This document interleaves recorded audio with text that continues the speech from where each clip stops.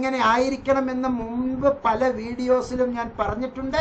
ഞാൻ ഒരിക്കൽ കൂടി താങ്കളെ ഓർമ്മിപ്പിക്കുകയാണ്, അസൈൻമെന്റ് എവിടെ നിന്നാണ് ലഭിക്കുക എന്നുള്ളത്. നേരത്തെ ചോയ്സ് ബേസ്ഡ് ക്രെഡിറ്റ് സിസ്റ്റം നമ്മൾ കൈകാര്യം ചെയ്തപ്പോൾ പറഞ്ഞതിൽ നിന്ന് ഇത്തിരി മാറി ഇപ്പോൾ ഒരു MCOM കുട്ടിക്ക്, ഒരു MA ഇംഗ്ലീഷ് കുട്ടിക്ക് അസൈൻമെന്റ് എങ്ങനെയാണ് എടുക്കുക എന്നുള്ളതാണ് ഇനിയുള്ളതിലൂടെ ഞാൻ നിങ്ങൾക്ക് കാര്യങ്ങൾ പറഞ്ഞ് മനസ്സിലാക്കുന്നത്. അപ്പോൾ MCOMകാരും MA ഇംഗ്ലീഷുകാരുമാണ് കൂടുതൽ, മറ്റുള്ളവരും ഇത് നോക്കുക. അപ്പൊ സ്വാഭാവികമായും എങ്ങനെയാണ് നമ്മുടെ ഈ അസൈൻമെന്റുകൾ വരുന്നത് എന്ന് കൃത്യമായി മനസ്സിലാക്കുക. അസൈൻമെന്റ് ഇഗ്നോയുടെ ഹോം പേജിൽ റിസൾട്ട്സ് ഡൗൺലോഡ്സ് എന്നുള്ള ലിങ്കിൽ കൃത്യമായി നമ്മൾ പോകണം. ഡൗൺലോഡ്സ് എന്നുള്ളതിൽ നമുക്ക് പ്രോഗ്രാം വൈസ് ആയിട്ടാണ് അസൈൻമെന്റ്സ് കിട്ടുക. വീണ്ടും അക്കാര്യം കൃത്യമായി മനസ്സിലാക്കുക. ഇഗ്നോയുടെ ഹോം പേജിലെ സുപ്രധാനമായ 4 ബട്ടണുകൾ ഉണ്ട്. റിസൾട്ട്സ് എന്നുള്ളതുണ്ട്, അതിന്റെ തൊട്ടടുത്ത് തന്നെ ഡൗൺലോഡ്സ് എന്നുള്ള ഒരു ലിങ്ക് ഉണ്ട്. ഡൗൺലോഡ്സ് നമ്മൾ ക്ലിക്ക് ചെയ്യുക. ഡൗൺലോഡ്സിലെ ലെഫ്റ്റ് സൈഡിലെ ഡൗൺലോഡ്സ് എന്ന് എഴുതിയതിന്റെ ചുവട്ടിൽ 4ാമത്തെ ഭാഗത്തായി അസൈൻമെന്റ്സ് എന്നുള്ളത് ക്ലിക്ക് ചെയ്യുക. ഈ അസൈൻമെന്റ് ക്ലിക്ക് ചെയ്യുമ്പോൾ സ്വാഭാവികമായും നിങ്ങൾ അതിനു മുമ്പ് നിങ്ങളുടെ സ്കൂൾ ഏതാണ് എന്ന് മനസ്സിലാക്കുന്നത് വളരെ നല്ലതായിരിക്കും. സ്കൂൾ ഏതാണ് എന്ന് മനസ്സിലാകുന്നില്ല എങ്കിൽ പ്രോസ്പെക്ടസ് ബൈ സ്കൂൾ എന്നുള്ള ഒരു ലിങ്ക് ഉണ്ട്. അത് ഒന്ന് ക്ലിക്ക് ചെയ്താൽ നിങ്ങൾ ഏത് സ്കൂളിലാണ് എന്ന് ഒരു ഐഡിയ കിട്ടും. School of agriculture, school of computer and information sciences, school of continuing education, school of education, school of engineering and technology, school of extension and development studies, school of foreign languages, school of gender and development studies, school of health sciences, humanities, interdisciplinary and transdisciplinary studies, journalism and new media studies, law, management studies. Commerce വിഭാഗത്തിലെ എല്ലാവരും management സ്റ്റഡീസിന്റെ അകത്താണ് വരുന്നത്. അതുപോലെ തന്നെ performing and visual arts, school of science, social sciences എന്നുള്ള വിഭാഗത്തിലാണ് നമുക്ക്, humanities എന്നുള്ള വിഭാഗത്തിലാണ് MA ഇംഗ്ലീഷ് വരിക.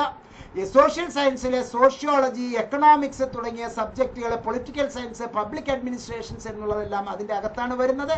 Social work, tourism and hospitality service management, translation studies and training, vocational education and training, ഇങ്ങനെ ഒരുപാട് സ്കൂളുകൾ, കൃത്യമായി പറഞ്ഞാൽ 21 സ്കൂളുകളിലൂടെയാണ് ഇഗ്നോ നമുക്ക് പഠന പ്രവർത്തനം നടത്തുന്നത്. അതിൽ അസൈൻമെന്റ്സ് എന്നുള്ളത് നമ്മൾ ക്ലിക്ക് ചെയ്യുന്നു. നമ്മളിപ്പോൾ മാസ്റ്റർ ഡിഗ്രീസ്, അത് MCOMും MA ഇംഗ്ലീഷുമാണ് നമ്മൾ പോകുന്നത്. അപ്പോൾ നിങ്ങൾ ആ മേഖലയിൽ ഏത് ഡിസിപ്ലിനറിയിലുള്ളതാണ് എന്ന് കൃത്യമായി മനസ്സിലാക്കുക. MA rural development, MA history പഴയതിനെ MAH എന്നും MA ഹിസ്റ്ററി പുതിയതിനെ MAHI എന്നുമാണ് സൂചിപ്പിക്കുന്നത്. MA political science, MA philosophy, MA psychology, MAPC, MA gender studies, MA public administration, MPA, MA economics, മുമ്പ് MEC എന്നും ഇപ്പോൾ MAEC എന്നുള്ള പേരിലുമാണ് അറിയപ്പെടുന്നത്. MSO, MA ഡിസ്റ്റൻസ് എഡ്യൂക്കേഷൻ,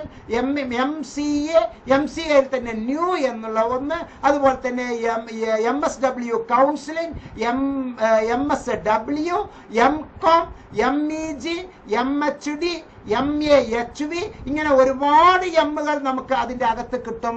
നമ്മളിപ്പോൾ എക്സാമ്പിളിന് MCOM ആണ് നമ്മൾ എടുക്കുന്നത്, അത് മനസ്സിലാക്കുക. അപ്പൊ MCOM നമ്മൾ തിരഞ്ഞെടുക്കുമ്പോൾ സെഷൻ 2023, സെഷൻ 2024 എന്ന് 2 എണ്ണം കാണുന്നു. 2023 എന്ന് പറയുമ്പോൾ ജാനുവരി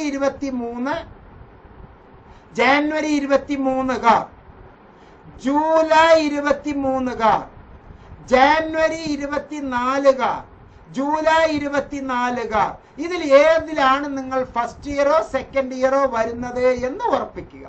അവിടെ പ്രത്യേകം മനസ്സിലാക്കുക, MCOM ഓൾഡ് ഉണ്ട്, MCOM ന്യൂ ഉണ്ട്. ആ വിഭാഗത്തിൽ നിങ്ങൾ ഏതാണ് എന്ന് കൃത്യമായി മനസ്സിലാക്കുക. MCOM old, MCOM new. അപ്പൊ MCOM ന്യൂയിലെ ഫസ്റ്റ് സെമസ്റ്ററിലെ ഇംഗ്ലീഷ് എന്നുള്ളത് ഞാൻ ക്ലിക്ക് ചെയ്യുന്നു.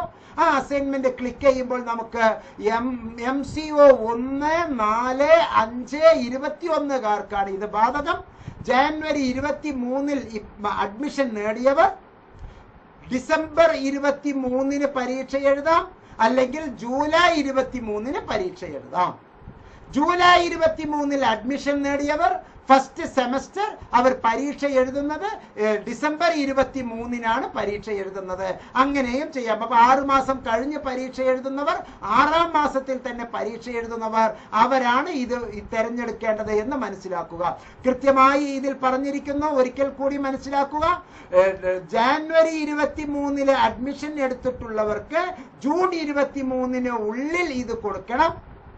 ജൂലൈ 23-ൽ അഡ്മിഷൻ എടുത്തിട്ടുള്ളവർ ഡിസംബർ 23-നകത്ത് ഇത് കൊടുക്കണം. അസൈൻമെന്റ് സബ്മിറ്റ് ചെയ്യാനുള്ള ലാസ്റ്റ് ഡേറ്റ് 15th സെപ്റ്റംബർ എന്നിതിൽ രേഖപ്പെടുത്തി വെച്ചിട്ടുണ്ട്. പക്ഷെ അത് ഓട്ടോമാറ്റിക്കലി അത് ഡേറ്റ് നീട്ടി തരുന്നതായിരിക്കും. ഇപ്പോൾ നീട്ടി എന്നുള്ള അറിയിപ്പ് വന്നിട്ടില്ല. അസൈൻമെന്റ് കൂടാതെ പ്രോജക്റ്റ്, മറ്റ് ഡിസർട്ടേഷൻസ് എല്ലാം വയ്ക്കാനുള്ള സമയം നീട്ടിക്കൊടുത്തത് കൊണ്ട് അസൈൻമെന്റ് സമർപ്പിക്കാനുള്ള തീയതി ഇനിയും നീട്ടിത്തരാം എന്നുള്ള ഒരു സയന്റിഫിക് കാൽക്കുലേഷനിലാണ്, ഒരു ഹൈപ്പോതസിസിലാണ് ഈ വാക്ക് മുഹമ്മദ് മുബാറക് മാസ്റ്റർ താങ്കളോട് പറയുന്നത് എന്ന് മനസ്സിലാക്കുക. അപ്പൊ ഇത് മറ്റൊരു വിഭാഗത്തിൽ ഇപ്പോൾ ജൂലൈ 23-ൽ അഡ്മിഷൻ എടുത്തിട്ടുള്ളവർ, those who are enrolled in July 2023, അവർക്കാണ് ഇത് ബാധകം. Those who are enrolled in January 23, അവർക്കാണ് ഇത് ബാധകം എന്ന് മനസ്സിലാക്കുക. ഇതിന്റെ അകത്ത്, അസൈൻമെന്റിന്റെ അകത്ത് MCO 1 എന്നുള്ളതുണ്ട്, MCO 4 എന്നുള്ളതുണ്ട്, MCO 5 എന്നുള്ളതുണ്ട്, MCO അതുപോലെ തന്നെ 21 എന്നുള്ളത് ഒന്നാമത്തെ സെമസ്റ്ററിനുള്ള 4 എണ്ണവും നമുക്ക് വളരെ കൃത്യമായി തന്നിട്ടുണ്ട്. ശാസ്ത്രീയമായിട്ടാണ് അസൈൻമെന്റ് എഴുതേണ്ടത്. അസൈൻമെന്റ് എങ്ങനെയൊക്കെയാണ് നിങ്ങൾ എഴുതേണ്ടത് എന്നുള്ളത് കൃത്യമായി ഞാൻ മുമ്പുള്ള വീഡിയോസിൽ പറഞ്ഞു തന്നിട്ടുണ്ട്. അതിന്റെ അറ്റാച്ച്മെന്റ് ഇതിനോടൊപ്പം ഞാൻ താങ്കൾക്ക് നിർബന്ധമായും നൽകുന്നതായിരിക്കും. വളരെ നല്ല ആത്മവിശ്വാസത്തോടു കൂടി ഏറ്റവും നല്ല രീതിയിൽ ഈ അസൈൻമെന്റ് എഴുതാൻ താങ്കൾക്ക് കഴിയുമാറാകട്ടെ എന്ന് ഞാൻ പ്രാർത്ഥിക്കുന്നു. മറ്റൊരു സുപ്രധാനമായ സംഗതി, ഈ അസൈൻമെന്റുകൾ തന്നെ നമുക്ക് ഇനി സെക്കൻഡ് സെമസ്റ്ററുകാരുടെ അവസ്ഥ എന്താണ് എന്ന് നോക്കാം. സെക്കൻഡ് സെമസ്റ്ററുകാർ എപ്പോഴാണ്?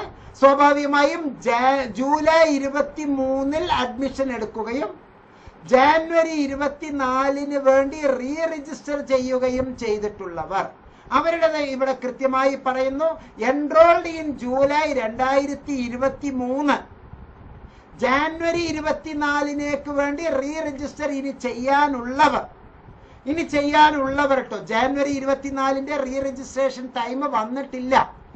ജൂലൈ 23-ൽ അഡ്മിഷൻ നേടിയവർ, ജൂലൈ 23-ൽ റീ രജിസ്ട്രേഷൻ നടത്തിയവർ, അവർക്കെല്ലാവർക്കുമാണ് ഈ പറയുന്നത്. ജൂലൈ 23-ൽ രജിസ്റ്റർ ചെയ്തവർ, അവർക്ക് ഈ ഒരു അസൈൻമെന്റ് എടുക്കാവുന്നതാണ്. നേരത്തെ എടുത്തിട്ടുള്ള അസൈൻമെന്റും എടുക്കാവുന്നതാണ്. ഈ 2 അസൈൻമെന്റിൽ ഏത് താങ്കൾ സമർപ്പിക്കുകയാണെങ്കിലും താങ്കൾക്ക് മാർക്ക് കിട്ടും എന്നുള്ളതിൽ ഒരു സംശയവും വേണ്ട.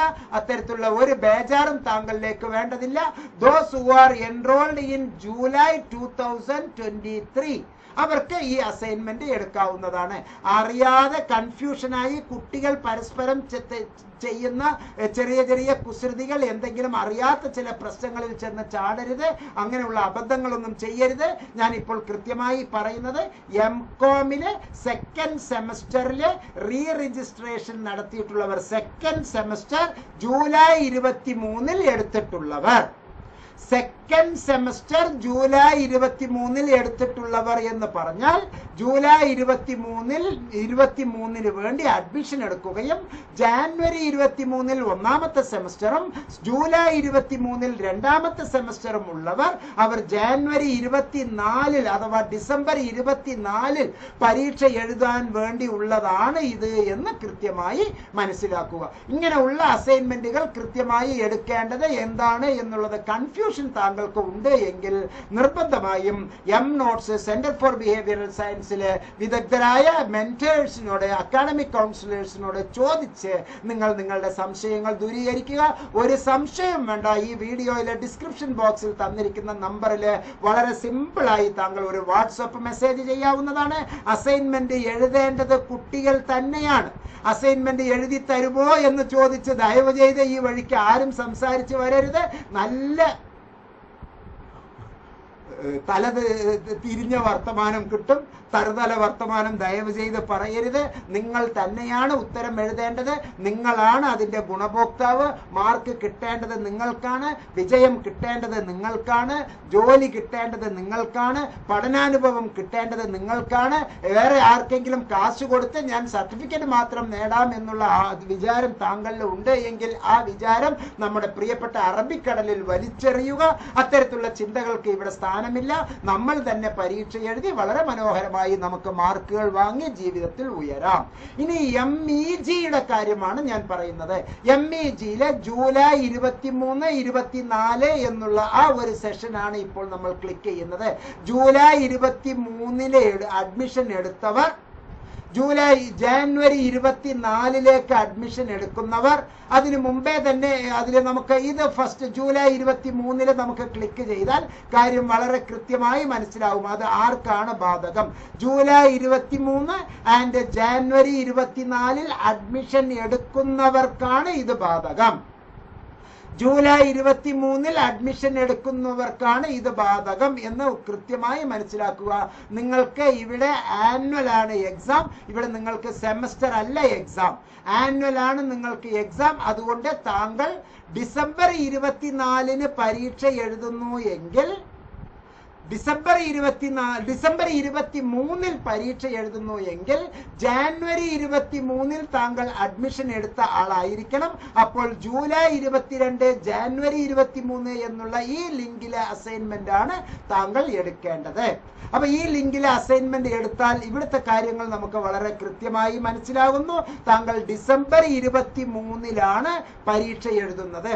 ജൂലൈ 22 അഡ്മിഷൻ എടുത്തവർ ജൂൺ 23 പരീക്ഷ എഴുതി ജാനുവരി 23 അഡ്മിഷൻ എടുത്തവർ ഇപ്പോൾ ഡിസംബർ 23 പരീക്ഷ എഴുതുന്നു. ഡിസംബർ 23 പരീക്ഷ എഴുതുന്നവരാണ് ഈ അസൈൻമെന്റ് വെക്കേണ്ടത് എന്ന് കൃത്യമായി മനസ്സിലാക്കുക. അപ്പൊ ഈ ജാനുവരിയിലുള്ളവർ ഡിസംബറിൽ പരീക്ഷ എഴുതാൻ 30th സെപ്റ്റംബർ എന്ന് ഇതിൽ പറഞ്ഞിട്ടുണ്ട് എങ്കിലും അതൊരു മുൻകൂർ ജാമ്യം എടുത്തതാണ് യൂണിവേഴ്സിറ്റി. നമുക്ക് ഒക്ടോബർ മാസവും നവംബർ മാസവും സമയം തരാനുള്ള സാധ്യതകൾ വളരെ വളരെ കൂടുതലാണ്. അതുകൊണ്ട് തന്നെ ഒരു കൺഫ്യൂഷനും വരാതെ കൃത്യമായി അസൈൻമെന്റുകൾ എഴുതുക. അസൈൻമെന്റുകൾ എഴുതേണ്ടത് എങ്ങനെയാണ്, എന്തൊക്കെയാണ് അതിന് നമ്മൾ പാലിക്കേണ്ട മര്യാദകൾ എന്നെല്ലാം കൃത്യമായി മറ്റു പല വീഡിയോസിലും മുബാറക് മാസ്റ്റർ തന്നിട്ടുണ്ട്.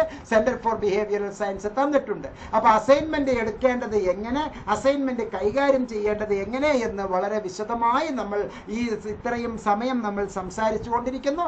ഇനിയുള്ള എല്ലാ ഇൻഫർമേഷൻസും താങ്കൾക്ക് എന്തൊക്കെയാണോ ഇനി അറിയേണ്ടത്, എങ്ങനെയൊക്കെയാണോ അറിയേണ്ടത് അത് താങ്കൾ വാട്സപ്പ് ചെയ്യുക. വീണ്ടും ഞാൻ ഒരിക്കൽ കൂടി താങ്കളെ അറിയിക്കാൻ ആഗ്രഹിക്കുകയാണ്. MA എല്ലാ പ്രോഗ്രാമുകളും, MSW, MCOM, അതുപോലെ തന്നെ MSc CFT ഇത്തരത്തിലുള്ള എല്ലാ പ്രോഗ്രാമുകൾക്കും, അതുപോലെ തന്നെ BBA, BSc, BA honours, BA general എന്നിവർക്ക് ഓൺലൈനിൽ ക്ലാസുകൾ നൽകാൻ എഡ്ജ് ഫോർ അഡ്വാൻസ്ഡ് സ്റ്റഡീസിലെ വിദഗ്ധരായ അധ്യാപകരുടെ ക്ലാസുകൾ താങ്കൾക്ക് ലഭ്യമാണ്. അതുപോലെ തന്നെ 100% നല്ല മാർക്കോടുകൂടി പാസ്സാകാൻ നമുക്ക് സെന്റർ ഫോർ ബിഹേവിയറൽ സയൻസിലെ മിടുമിടുക്കരായ അധ്യാപകർ തയ്യാറാക്കിയിട്ടുള്ള റഫറൻസ് മെറ്റീരിയൽസ് നമുക്ക് ലഭ്യമാണ്. ഈ റഫറൻസ് മെറ്റീരിയലിലൂടെ നമുക്ക് ഒരുപാട് ഗുണങ്ങൾ ലഭിക്കുന്നു എന്ന് മനസ്സിലാക്കുക. ആ ഗുണങ്ങൾ ഞാൻ ഒരിക്കൽ കൂടി താങ്കളുടെ അടുത്തേക്ക് വരികയാണ്. Advanced reference books IGNOU base ചെയ്തുകൊണ്ടാണ്. IGNOU reference books labour India പോലെ unit level questions and answers ഉള്ള ക്വസ്റ്റ്യൻ ബാങ്ക് ആണ്. അതിനൊരു പ്രത്യേക ഓർഡർ ഫോം താങ്കൾക്ക് ലഭിക്കാൻ വേണ്ടി ഈ വീഡിയോയിലെ ഡിസ്ക്രിപ്ഷൻ ബോക്സിലുള്ള നമ്പറിലേക്ക് താങ്കൾ ഒന്ന് വാട്സപ്പ് ചെയ്യാവുന്നതാണ്. പ്രിയപ്പെട്ടവരെ, ഏറ്റവും നന്നായി ശ്രദ്ധിക്കേണ്ടത് റെഫറൻസ് മെറ്റീരിയൽസിന്റെ അകത്തുള്ള കണ്ടന്റ് എന്ന് പറയുന്നത് പ്യൂർലി ഇഗ്നോ ബുക്സ് ബേസ്ഡ് ആണ്. ചാപ്റ്റർ വൈസസ് റെഫറൻസസ് അതിൻ്റെ അകത്തുണ്ട്. ഫുൾ കോഴ്സ് അത് കവർ ചെയ്യുന്നതായിരിക്കും. Solved previous sessions question papers നമുക്ക് ലഭിക്കും. ചെക്ക് യുവർ പ്രോഗ്രസ് എന്ന ഇഗ്നോയുടെ ബുക്കിലുള്ള ക്വസ്റ്റ്യൻസ് ആൻഡ് ആൻസേഴ്സിനുള്ളതെല്ലാം നമുക്ക് ലഭ്യമാണ്. എക്സാം ഓറിയന്റഡ് ആക്ടിവിറ്റീസ് നമുക്ക് ലഭ്യമാണ്. 100% അതർ ഇമ്പോർട്ടൻറ്റ് ക്വസ്റ്റ്യൻസ് നമുക്ക് ലഭ്യമാണ്. Short notes, chapter at a ഗ്ലാൻസിന്റെ ഉത്തരങ്ങൾ നമുക്ക് ലഭ്യമാണ്.